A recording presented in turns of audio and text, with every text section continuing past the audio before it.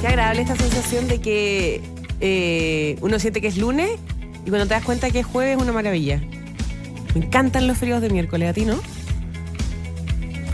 Te voy a tener que reiterar, Piedad, que yo no soy un hombre normal para analizar este tipo de temas. Verdad, se me olvida que tú trabajas ahí 24/7 todos los días, a toda hora. ¿Pero ayer estuviste libre? No. ¿Qué hiciste? Cuéntanos. Pero en fin. Es jueves, qué maravilla. A la luz de lo que nos ha conmocionado las últimas horas, Silvia, ¿tú crees que la jueza se quedó dormida o no? ¿O que estaba cabeceando, como dice ella? Que estaba escuchando con los ojos dormidos. Yo no he escuchado eso. ¿No has escuchado eso? No. La Le jueza... decían, ¿cómo? Escuché que la jueza dijo que esto había sido un error de tipeo y que ella... Eso fue lo último que yo escuché, que leí justamente ahora en el diario, que la jueza se había cometido un error de tipeo en el nombre o en el root y por tanto se tenía que anular y rehacer, ¿verdad?, la sentencia.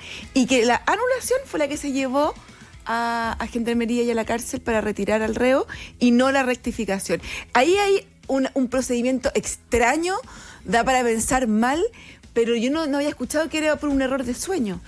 No, la acusan de haberse quedado dormida. Ya. Como haber estado cabeza. De hecho, hay imágenes en que... Se ve igual. Durmiendo, claramente. En tu criterio está durmiendo. Por supuesto. Es que a mí... Uno le da risa, pero esto no es chistoso en realidad. Yo también he estado en esa circunstancia, con los ojos cerrados, cavilando, en mi programa de televisión, por ejemplo. Y lo desmiento categóricamente, no estaba durmiendo, estaba escuchando con los ojos cerrados. Pero no eres Aquí juez, nunca te ha pasado. Osvaldo. Sí, no eres juez. No eres juez. Igual es muy importante el comentario deportivo. Sí, igual no despreciemos lo que... El comentario deportivo de Aldo. Yo no tengo una gran experiencia judicial, ¿Ya? pero en mi modesto récord debo decir que los jueces durmiendo en audiencia no son precisamente Excepciones. un signo, claro, una excepcionalidad muy marcada. ¿En serio? Es decir, a mí no me ha pasado pocas veces y también otras excentricidades de jueces. Recordemos alguna jueza que apareció con un perrito en el despacho, ahí en el mesón. No, sí hay excentricidades importantes ahí. En ese mundo. Yo no podría ser juez de la Corte Suprema porque me pongo un chal y me quedo dormido. Bueno, ¿te acuerdas que los jueces... Un chal. Pero el chal, ¿tú sabes? Chal. No, tú te ríes. Pero es que de nuevo vamos a empezar con los recuerdos, con la retro, porque tradicionalmente los jueces de los tribunales colegiados, Corte de Apelación y Corte Suprema, se caracterizaban por tener unos chales. Sí. Todos sabíamos que era por frío, ellos decían que era porque lo ponían en el asiento para que no les brillaran los pantalones, porque son asientos de cuero. Pero la verdad es que todos nos damos cuenta que había eso y que había una estufa abajo de los mesones. Verdad. Y eran chales bien vistosos, ¿te acuerdas o no? Además eran vistosos. El chal de la Corte... Yo creo que la foto oficial de la Corte Suprema es con chal. Sí, claro. No estoy totalmente convencido, pero creo. No me acuerdo. Que nos digan aquí abogados que estén escuchando, antiguos, y se van a acordar si los chales eran una institución, replicada por lo demás por muchos No profesores se de veía, derecho. digamos que no se veía. Porque, qué sé yo, la Vetusta Corte Suprema, había un mesón grande y todo eso. Y abajo había una estufa y los Y chales. los chales. No estoy encontrando imágenes de esta situación. Estoy buscando. Sí, Bueno, no. chal, Necesito. Corte Suprema. No, hay una ya entrevista. No, eso puse y no hay sale. una entrevista del expresidente de la Corte Suprema de no muy feliz recuerdo, Servando Jordán, en donde él hace referencia al tema de los chales y él explica por qué se ocupan chales, habla del tema del brillo de los pantalones y todo eso. Quiero foto. Necesito la foto de estos señores Mira el con chal. brillo, mira qué curioso. Pensé que era el ruido. El problema que Claro. tenemos para los trajes, un problema es cuando te sientas en sillas que tienen cuero, en fin, se te pone brillante porque estás mucho rato ahí y se te pone brillante el pantalón. Entonces una En la estrategia parte de que se atrás ocupa- del pantalón. Claro, y una cosa que se ocupa es que También se el terno se da de baja, Silvia, cuando se pone brillante. Claro. Básicamente. Cosas que una Y Silvia no pasa tiene en los por qué saber. codos, pasa en las Exacto. rodillas, pasa en el poto. Sobre todo en el poto, que Sobre todo en el se pone brillante, sí. Y andar con el poto brillante no es una cuestión... Exacto, no es muy elegante. Sí. Muy bien. Después de esta reflexión jurídica que acabamos de tener esta mañana de día jueves. Yo encontré fantástico. Era más bien de moda. En medio de un tema que compromete la seguridad nacional, que compromete el sistema judicial, Hay un asesino suelto. que compromete a la gendarmería, que hay búsqueda internacional, que el tema de ayer fuera si la jueza se había quedado dormido o no, me pareció extraño. Pero es importante... Pero digno también un poco de lo que ha sido la tónica en nuestro país en el último tiempo. O sea, nos pasan cosas que son bastante insólitas y ya como que uno se los toma para la risa. Pero en realidad obviamente que es grave que una jueza haya estado en esas circunstancias, sobre todo dado lo que pasó después, pero... Son de la clase de cosas que uno pensaba que iban a quedar atrás con el nuevo sistema procesal penal, porque convengamos en que el sistema antiguo... Que de nuevo no tiene nada ya. Claro, es que para nosotros fue nuevo. Yo la gran parte de mi ejercicio laboral fue con el sistema ¿Antiguo? Sí, por lo menos mi parte formativa fue como bien larga. Sí, yo estuve por lo menos 12, 13 años con el sistema antiguo. Con expedientes cosidos. Claro, pues expedientes, cosillas. Cosidos de Coselda, Sí, digamos. sí. Oye, me estoy yendo en la olla. Más grave porque puede haber un problema de tipeo, un juez puede cometer un error. Si lo más increíble acá es que no se dieron cuenta y que fue otro reo que fue el que dio acuso recibo. Y ahí se enteraron. Cuando un reo le dicen ustedes se va a la cárcel, dicen, ¿y cómo el otro que lo sacaron libre? Y ahí empezaron a revisar el caso. O sea, no tenemos ningún sistema de control o de contracontrol para poder pesquisar estas... Sí, aquí hay un vacío, cierto, puede que se detecte algún problema procedimental, pero aquí tiene algunos episodios el incidente que hacen sospechar de otras cosas. Es decir, aquí tienes a un personaje que lo detienen, no andaba con teléfono celular. No, porque lo rompió al entrar. Exactamente. Y después se nota la frialdad con la que el tipo reacciona cuando le dicen usted se va. No es como la Cecilia Boloco que le dicen que es mi universo, no se sorprende, nada, sino que él con toda frialdad llega y sale. Y cuando sale, hay dos personas esperándolo afuera. Que estaban ya... Es decir, por lo menos hay sospechas. Pero una cosa que quería comentar sobre el tema de los jueces que se duermen, hay una dinámica en ciertas ocupaciones que favorece ciertas distorsiones en términos de lo que uno podría decir normalidad en cómo se trabaja. Yo estoy pensando, por ejemplo, en un notario, estoy pensando en lo que eran los antiguos jueces del crimen, en fin, personas que se desempeñan laboralmente en una especie de poder absoluto en un entorno muy estrecho. Y eso te afecta lo voy a decir de otra forma, se te pueden ir los enanitos para el bosque, si me permiten Está prohibido decir enanito, sobre todo después de la fiesta de la Lamin Yamal. Gente de talla baja, se dice. Gente de baja. No, pero los enanitos para el bosque viene la Blancanieves. Sí, por supuesto. No le vamos a cambiar el nombre a los enanitos. Lo que quiero decir es que hay que tener cuidado con ese tipo de espacios de poder tan absolutos como al mismo tiempo tan pequeños en su espacialidad, que van generando distorsiones respecto a uno racionaliza la forma en que ejerce el poder. Y hay que tener cuidado con ese tipo de cargos. Sin duda. Escuchaban a Rodrigo Sandoval, abogado experto en Derecho Migrante y Gestión Pública, académico de la Universidad de Chile y exdirector de la Oficina de Migraciones del segundo gobierno de la presidenta Bachelet. Muy buenos días, Rodrigo. Buenos días. Estamos con Danilo Herrera, cientista político dedicado al seguimiento legislativo, comunicación política y digital. Bienvenido, Danilo. Muy buenos días. Y con Silvia Izaguirre, investigadora del Centro de Estudios Públicos, el CEP. Bienvenida, Silvia. Buenos días. Buenos días. Bueno, ese que nos adelantamos también un poco con la pauta en ese sentido, es uno de los temas de los que vamos a hablar hoy día. ¿Cómo se visten los magistrados? No. Ah. Además que no es cómo se visten, es cómo se abrigan, en todo caso. ¿Y cómo se desempeñan? Me aporta un ex jefe que el apodo de la jueza es Tuto. Sí. Sí, pues la Tuto Rodríguez. Sí, pues era conocido. Sí, Perdón, sí. disculpe. ¿Y por qué le dicen Tuto? ¿Por qué hace Tuto Tuto? Sueño, pues. No cachaste. Pero había varios. No, pues, es yo que tenía hay otro significado de Tuto. Hablando también. de Chal. uno de mis mejores profesores de Derecho Político, don Hernán Molina Golta, el Tuto Molina. Gran valor. Silvia, También, el tema es que sobre la mesa se ha instalado a propósito de este caso, a propósito del caso del fentanilo en la FACH, en el caso de... Fentanilo. El tráfico de cocaína. No, es ketamina. Ketamina, perdón. Ya, pues, Perdón, sí. sí. Pero Es igual de diferente, peligroso. diferente. No. No. No, De pero- ketamina, perdón, de ketamina en la FACH. Es que no quise ponerle otro nombre. Efectos son distintos. En el caso de los retiros anticipados del ejército, que también hacen pensar en una vinculación con el narcotráfico, que estamos, en vista del poco rigor que hemos tenido en la fiscalización de esas cosas, ante un problema serio de seguridad nacional. ¿Tú compartes el juicio, no?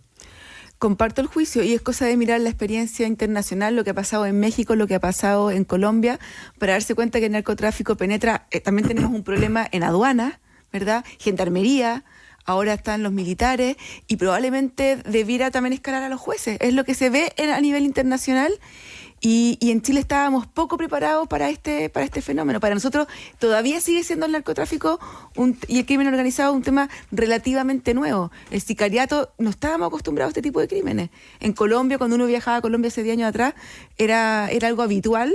México también. Acá no estábamos acostumbrados y llegó, y probablemente va a expandir, va a tener sus tentáculos, y vamos a tener que crear controles para poder evitar que esto se expanda, porque es evidentemente que la amenaza ya está. Me quiero quedar con eso que dice Silvia sobre los controles.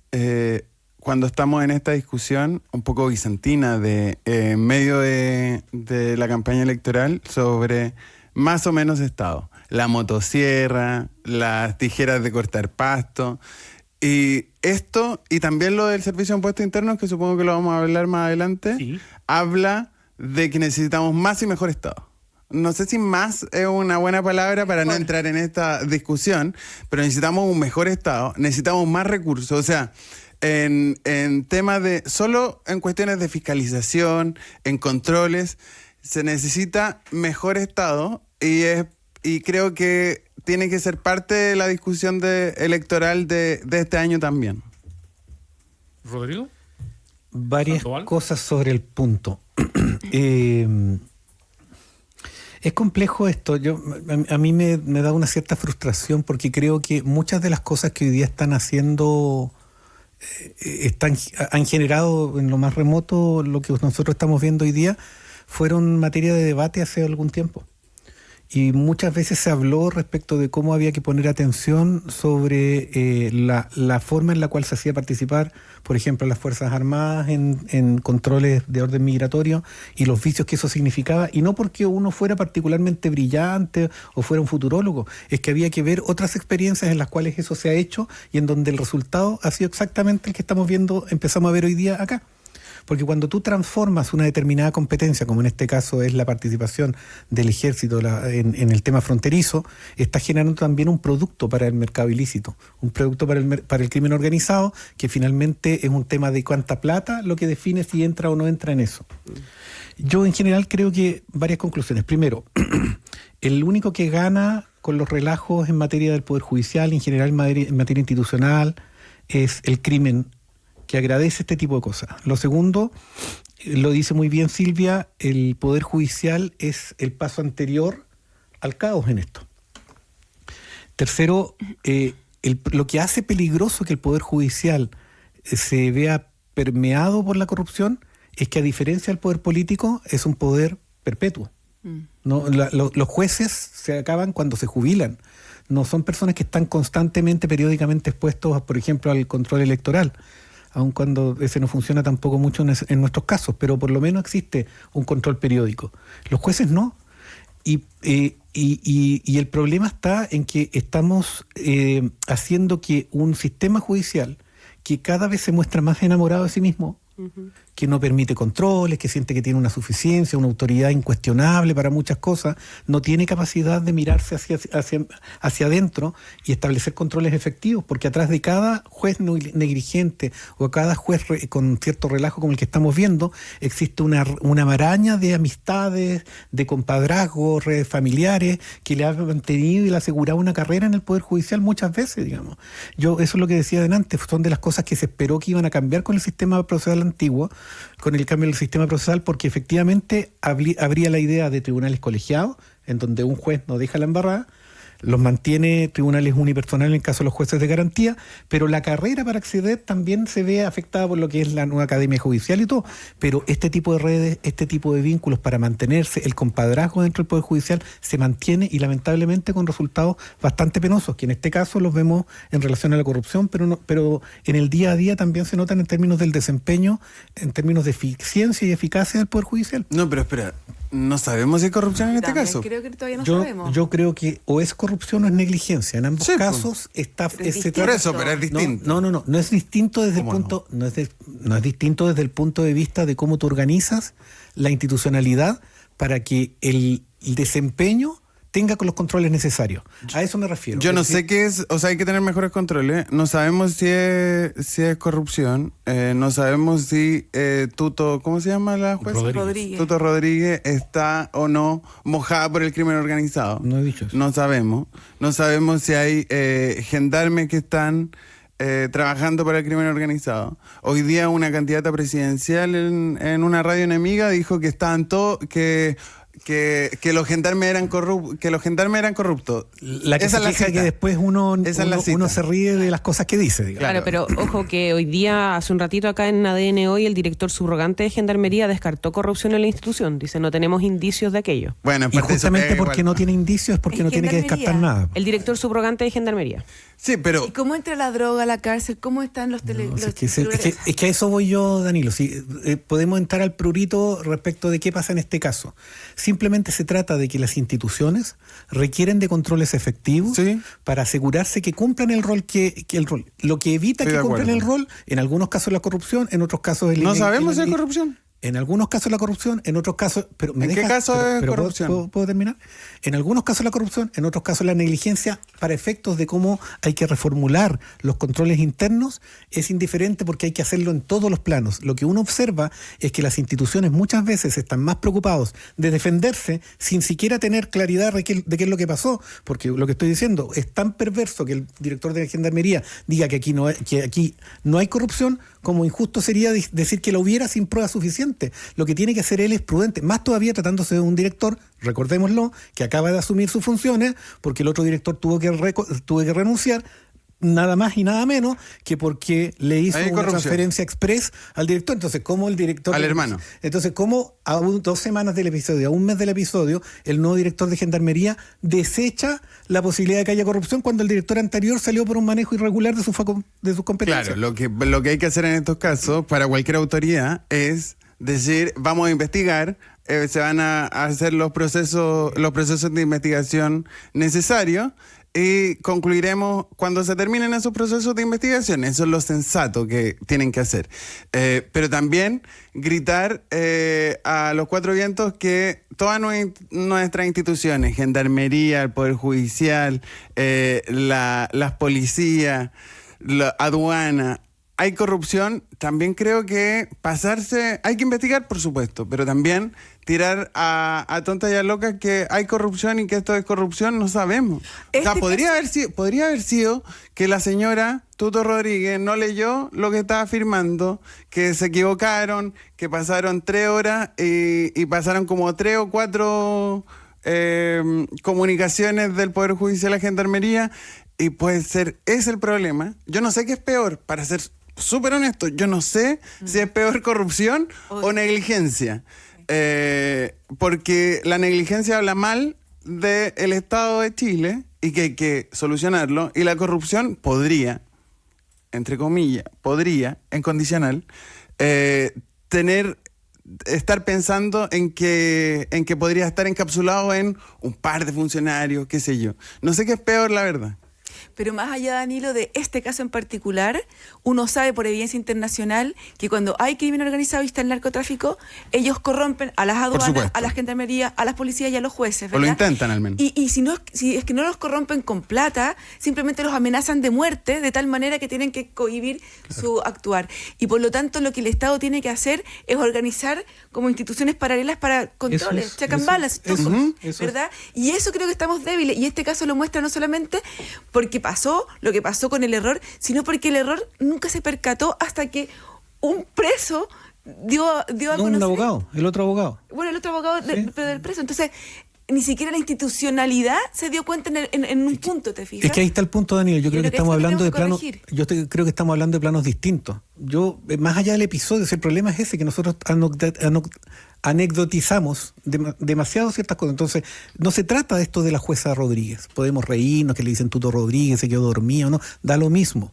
El tema es que este tipo de episodios da cuenta de una falta de control que tiene la institución, y por eso te digo que da lo mismo si es corrupción o es negligencia. El tema es que cada institución tiene que tener dispositivos, tanto internos como externos, que le permitan anticipar este tipo de negligencias o corrupciones, y al mismo tiempo ser capaz de cumplir adecuadamente su rol. Y eso es lo que uno echa de menos, porque vamos a reírnos un rato, va a pasar el episodio y va a haber otro episodio o de negligencia o de corrupción y vamos a estar enfrente a lo mismo. Aquí lo que existe definitivamente, creo yo, una falta de control interno del Poder Judicial en sus procedimientos y también en el desempeño de sus funcionarios, y en el caso de Gendarmería y seguramente de otras instituciones que intervienen en el proceso penal. Y lo importante es que estos nuevos chequeos, nuevos controles que tiene que armar el Estado, porque se nos está yendo el tema de las manos, sea con evidencia y no propuestas a tontas y a locas. También escuché... Polígrafo. Claro, el polígrafo. Es como, es que el fin de semana, el día feriado se vio una película donde funciona y lo estaban proponiendo para Chile. Seamos un poquito serios también y pongamos los controles donde tienen que estar. Que quizás es una lata administrativa y burocrática la solución real de este tipo de problemas, pero con pura parafernalia no solucionamos las dificultades que tiene el Estado al respecto. Pero acá hay arte bien ese comparato. O sea, tú puedes ver lo que están haciendo y lo que ha funcionado en otras partes del mundo y poder implementarlo acá. El tema de las rotaciones, por ejemplo. La rotación, claro. Que fue una de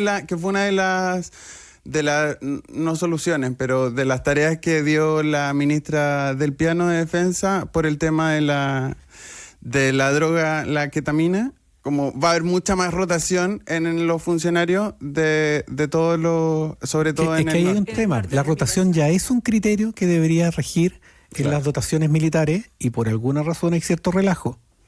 Silvia, ¿Qué? ¿no querías hablar? No. Que tocayo de repente. Pensé que tú querías hacer No, así. de repente acabaran el debate. Lo de Echeverry. Solo uno de nosotros. Lo de Echeverry, oye, ya. ¿qué te parece? Mira, lo de Echeverry encuentro que refleja tan bien la realidad chilena que el propio jefe de impuestos del Servicio de Impuestos Internos es víctima de su propio servicio. Hoy día estuve escuchando a Javier Echeverry. Él dijo que hizo todos los intentos con abogados, con arquitectos para poder inscribir la ampliación. Ojo, él no es que no haya pagado las contribuciones, él ha pagado todos los años sus contribuciones, solamente que no ha podido actualizar, ¿verdad? La tasación. Hizo todos los intentos con abogados, con arquitectos, y están las pruebas, ¿verdad? Con el municipio. Fue imposible. Luego, hace 9 años, mandó los papeles al Servicio de Impuestos Internos para actualizar la tasación de impuestos internos, aunque no esté regularizada la propiedad. Tampoco fue actualizada la tasación.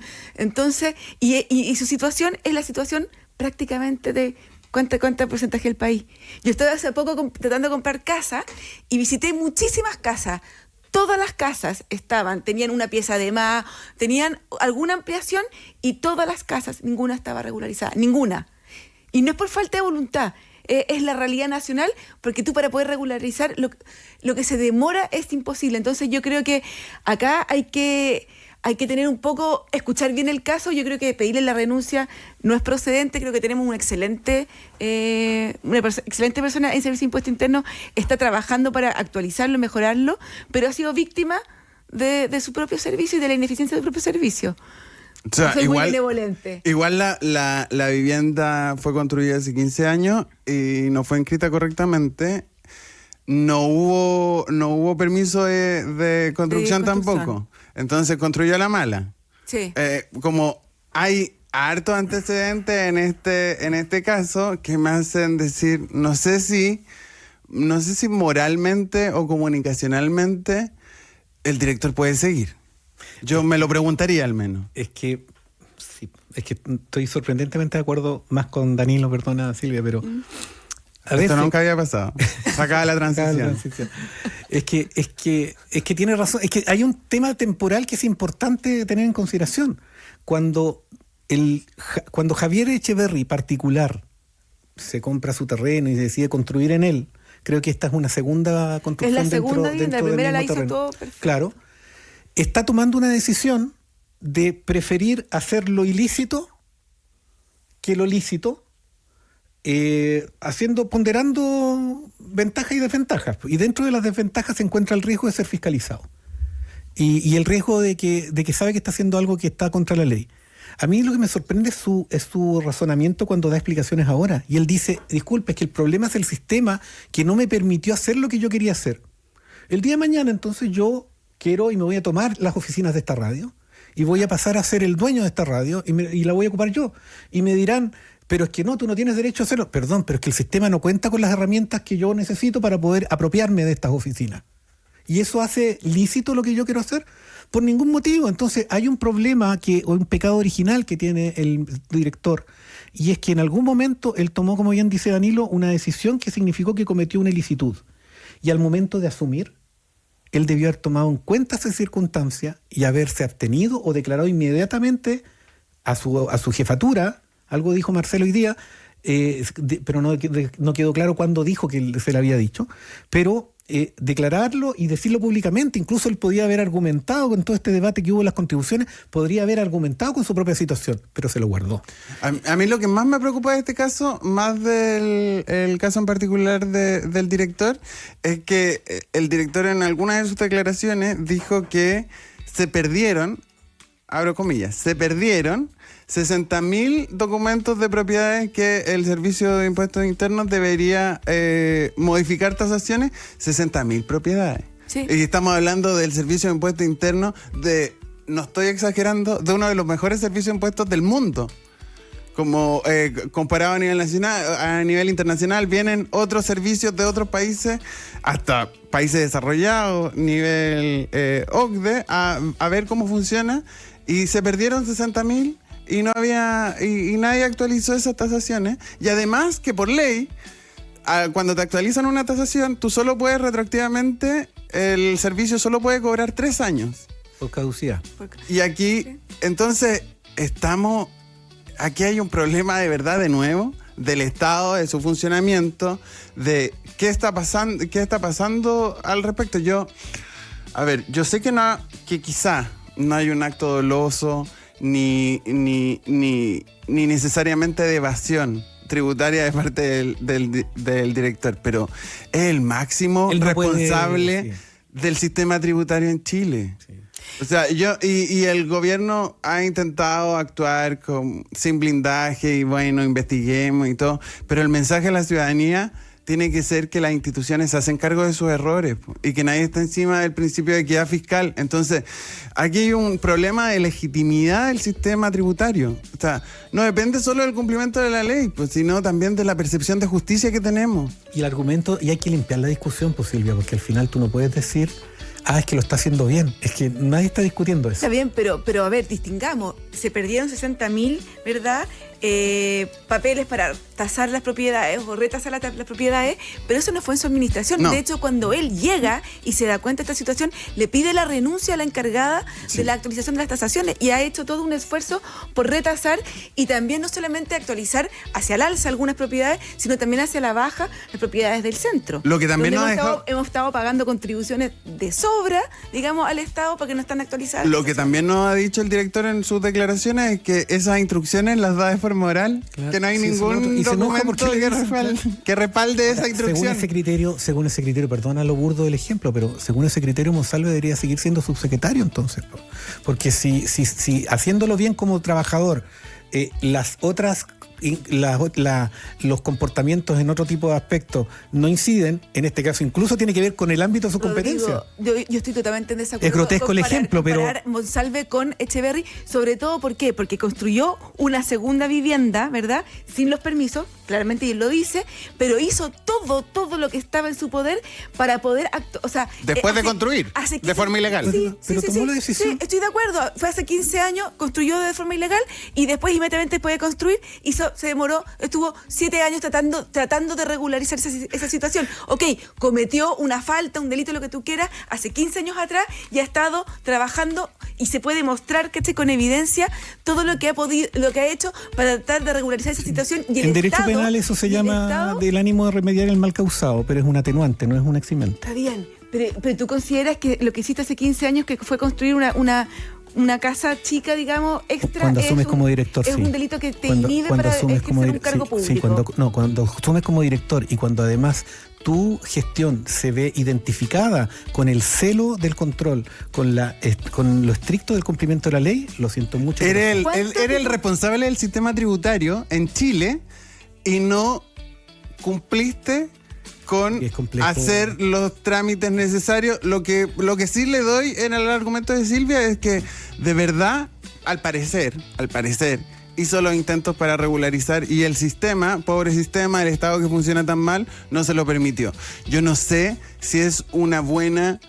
quizá es una buena excusa para cualquiera de nosotros aquí presentes o para cualquier persona que nos está escuchando. No sé si es una buena excusa para el máximo responsable del sistema tributario en Chile. Ok, con esa lógica y con ese estándar, si un carabinero en su día libre anda a exceso de velocidad, no podría ser carabinero, porque está justamente... Si es el director de la Policía de El director, Investigaciones, con toda claro. razón, estoy de Una vez acuerdo. que anda en vez de a Sí, 50, sí, 60. es así, ¿El director es así. de Silvia, la así. institución? Entonces no queda es así, nadie, es así. no queda Silvia, nadie. es así. Mira, yo no estoy de perdónenle, acuerdo. perdón. Un carabinero Nos puede van andar a exceso de velocidad. Nos van a cortar si queréis, volvemos a... Y- Silvia, que estuviste a punto de hacer una confesión al aire. Silvia Izaguirre, Darío Herrera, Rodrigo Sandoval están esta mañana con nosotros Los vulneradores. en País ADN. ¿Queda algo por decir en este tema? Por supuesto, pues, Aldo. Pero es que, Silvia. escucha, tengo dos temas muy, muy interesantes. No, para como este nos tema. queda uno en pauta, Aldo. Sí, pero yo voy a poner un tema que no está en pauta y otro tema que tampoco está en pauta. Lo lamento. ¿Pero por qué haces eso? Yo solo quiero decir sobre el director de Servicio de Impuestos Internos que le tenemos que poner mayor estándar al que dirige el servicio, creo yo. Yo creo que hay que tener cuidado con los estándares que nos ponemos como sociedad porque finalmente no los terminamos por cumplir. Y te pongo solamente un caso. Tenemos estándares para los jardines infantiles, ¿verdad?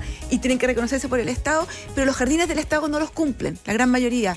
Entonces, tenemos esos problemas acá en Chile. Creo que hay que tener cuidado con la vara. Por supuesto que no es lo ideal, estoy de acuerdo, pero ojalá que este caso visibilice la realidad de la gran mayoría de los chilenos que no pueden hacer muchas veces ampliaciones a tiempo por las trabas que ponen los municipios, que es impresionante, y los problemas que tenemos con las actualizaciones, ¿verdad?, de las tasaciones a favor y en contra de impuestos internos. Yo creo que ojalá que se visibilice y se mejore.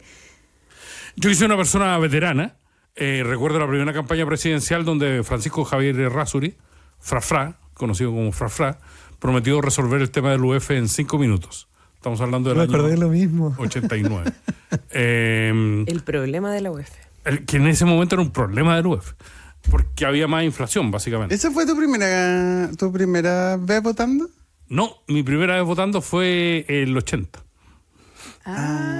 donde no había registros electorales, Claro. donde me cortaron una punta del carnet y donde me tintaron el dedo. Pero no alcanzaste a votar el 70. No, no, ya no. Hubo un plebiscito antes que fue el 78, 8. La consulta. la consulta. Y en la consulta no alcancé por meses. Que era heavy el voto. Sí. Sí, era un cuadro negro en el caso de ¿Votaste? rechazo. No. No, pero lo estudié. No, Rodrigo mucho más joven que yo. Ya. Y yo soy el que vulnera. Mira lo que me acaban de decir.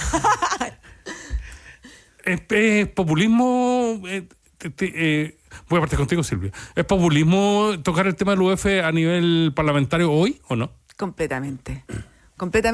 Es decir, la UEF es un instrumento que hace que ajuste los precios según la inflación. Es eso. Si quieres eliminar la UEF, vas a tener que crear entonces otro instrumento para incorporar la inflación, porque alguien tiene que pagar finalmente la inflación. Alguien que tiene que pagarlo. O sea, ¿quién si no? O sea, me parece que es un populismo eliminar la UEF. ¿Cuál es la solución? ¿Que lo pague la banca? La banca no va a perder. Ahora, ¿Cuál es la solución que hay se un propone? tema ahí que es lo que muchas personas reclaman en el punto de usar la UEF para los arriendos y para otros gastos o cobros en realidad, donde claro, hay muchas personas que dicen que no se hizo para ese Colegiaturas fin. del barrio alto. ¿Para qué? Colegiaturas del barrio alto. De colegios. Claro, De en colegio, el no solamente el fondo... barrio alto. Sí, por eso, en el fondo que se use la UEF para esos fines. Hay mucha gente que reclama por es eso. que no es menor el punto, porque sabes que precisamente es en el barrio alto en donde existe gente que se puede oponer a que le cobren UF. Son las personas de otro tipo de lugares en donde no se dan cuenta que tienen un derecho vulnerado cuando les cobran UF, además de ciertas otras correcciones.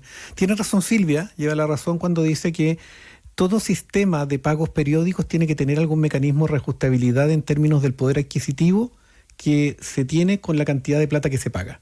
Es decir, si yo soy dueño de una propiedad y estoy arrendándola y ese contrato dura por años, todos sabemos que el valor del peso va perdiendo, va bajando, y por lo tanto, de alguna forma hay que corregir que el poder adquisitivo que yo tengo cuando pongo en arriendo ese departamento se mantiene en el tiempo, y por lo tanto se ocupa el índice de precios al consumidor. ¿Qué es lo que me pasa a mí con este caso? Yo tengo no muy buena opinión del señor Manucheri. Creo que no es un diputado que le haga bien a nuestro sistema, creo que no ayuda a la credibilidad de la clase política, creo que ha generado una forma frívola de desempeñarse como parlamentario. Pero creo que ese tipo de personajes surgen cuando existen condiciones o percepciones de injusticia respecto de cómo la gente se relaciona con el sistema. Y si, por ejemplo, en el caso de las ISAPRES no se hubiesen sentido posibilitadas de, además de tener sus precios en UF, revisar periódicamente el valor de sus planes, esta sensación de que la UF está asociada a una cierta injusticia quizás no sería tan potente. Entonces, también hay que preguntarse hasta qué punto este tipo de propuestas permean en la sociedad gracias a la percepción constante que tenemos de sentirnos constantemente y frecuentemente abusados por un sistema que no nos da garantía, y por lo tanto aparecen estos parlamentarios con ofertas facilistas y que nadie cuestiona mayormente, porque en realidad lo que se busca, más que una solución a un problema, es un alivio a una circunstancia que uno la premia diariamente. A ver, hay fijación de precios en UF o en dólares, y eso está mal. Como en arriendo, en gastos comunes, en venta no en venta de propiedad, pero en colegiatura, creo que uno podría suponer que el propósito original de la UEF es las operaciones financieras, cuestiones de largo plazo como un hipotecario. Pero que te cobren la colegiatura en UEF o que te cobren unos servicios en UEF, no sé primero si es el propósito original de la UEF, no lo es. Y creo que hay un camino intermedio en esta discusión que puede ser relevante y podemos dar este debate. No estoy de acuerdo con que se elimine la UEF en los créditos hipotecarios, por ejemplo. Pero sí en otros muchos servicios que sí se cobran en UEF y no se deberían cobrar en UEF. ¿Pero por qué no se deberían cobrar en... Te pongo un ejemplo. En la pandemia tuvimos un año con un 14% de inflación, y por lo tanto te suben los costos. Tú tienes, por ejemplo, da lo mismo, un colegio, tú tienes que pagar el gas, sube los alimentos de los estudiantes, suben las materias primas, tienes que actualizar los salarios de tus docentes, pero no puedes ajustar tus ingresos. O sea, si tú estás pagando, ¿verdad?, con IPC actualizado y no reajustas tus ingresos, claro, te quedas en pérdida. Y alguien tiene que asumir esa pérdida. Entonces tú dices, ya, ok, que lo asuma el colegio y que quiebre el colegio. Yo creo que si suben los gastos, deberían subir a la par también los ingresos reajustados con IPC, y la UEF es un instrumento para hacerlo. Lo otro es que tú puedas ir reajustando cada 3 meses, por ejemplo. Por ejemplo. Pero son instrumentos... La UEF es súper fácil. A ver, quizá el tema es avanzar hacia un sistema único de reajustabilidad. No es efectivo que la UEF, su origen, esté asociado al tema de los inmuebles. Lo que pasa es que en la época en la cual, creo que el 67, se crea la UEF, es precisamente porque los precios no eran un mecanismo eficaz para comunidad reajustable. Recuerden ustedes que los precios antes eran fijados por la autoridad administrativa, por la IRINCO. Entonces tú no podías establecer como pasa hoy día en la gran mayoría de los sistemas, una unidad de medida, una unidad reajustable para mantener el valor, el poder adquisitivo de la moneda. Entonces no existía ese sistema, insisto, porque el precio estaba manipulable por la autoridad administrativa, entonces hacía necesario un mecanismo, llamémosle independiente, de reajustabilidad. Y quizás lo que uno tendría que preguntarse hoy día es por qué existe más de un sistema de reajustabilidad. Deberías tener o la UEF o el índice de precios al consumidor, alguien dirá, no sé, el dólar, algún mecanismo que se trance mercantilmente y que pueda establecer algún parámetro para poder fijar cuál es el valor adquisitivo que tiene el peso en un determinado momento. Quiero analizar con ustedes lo que no está en pauta, pero ha sido tema de esta mañana, porque en la entrevista que venía escuchando Danilo, donde Evelyn Matei dijo que la corrupción en Gendarmería era flagrante, también sostiene que hay una campaña asquerosa en su contra y que se están alterando los videos para que parezca que tiene Alzheimer. Tomándose de un reportaje que hizo El Mostrador, acusa directamente a la campaña que se está desarrollando desde desde lo que se ha denominado la nueva derecha, republicanos y libertarios. ¿Qué te parece ese respecto, Silvia? Yo me enteré en este programa, hace un par de semanas atrás, que Evelyn Matei iba a renunciar a la campaña que era inminente. Y eso claramente es una campaña que no nace desde su comando. Y ahora también esta campaña de que Evelyn Matei al parecer tendría Alzheimer. Me parece muy penca, muy mal, digamos. No sé si efectivamente hay una campaña orquestada y si proviene de un sector. No tengo evidencia para poder decir eso, pero estos rumores hacen mucho daño. Y creo que no son legítimos en una campaña presidencial, en una competencia por la presidencia, establecer estos rumores. Pero no te podría decir si es que efectivamente hay un bando que es el que está orquestando todo esto. Eso es lo que dice la candidata Evelyn Matei. Yo no tengo evidencia, quizá ya las tiene, no sé. A ver, Asume que es la investigación del mostrador. Pero que de todas maneras... Parece que hay bots que están haciendo campaña para José Antonio Caz, básicamente. Que es lo que dice el mostrador. A ver, yo he dicho en este programa varias veces que es súper fácil. El mostrador es la última investigación, pero han habido más investigaciones de que es súper fácil probar línea directa de los votos del Partido Republicano con militantes del Partido Republicano, con nombre y apellido, y eso y tienen miles de cuentas. El Partido Republicano tiene miles de cuentas. Y nadie está descubriendo la pólvora al decirlo. Que esas mismas cuentas estén, por ejemplo, alargando los de la candidata Evelyn Matei en videos. Porque yo me metí en el tema un poco y el de una entrevista que le sacan dura medio segundo y se lo dejan en 5 segundos. En videos que circulan por... Los videos están alterados, eso está claramente demostrado. Están alterados. Entonces, yo no sé cómo salir de aquí, eso sí. Porque esto va a seguir ocurriendo. Lo que era la candidata Evelyn Matei, no. Le van a preguntar a José Antonio Caz seguramente y él va a decir, yo no tengo relación con esos videos, no sé quiénes son. No sé si es tan fácil probar de que el Partido Republicano, el personal del Partido Republicano se les paga a estas personas que tienen bots.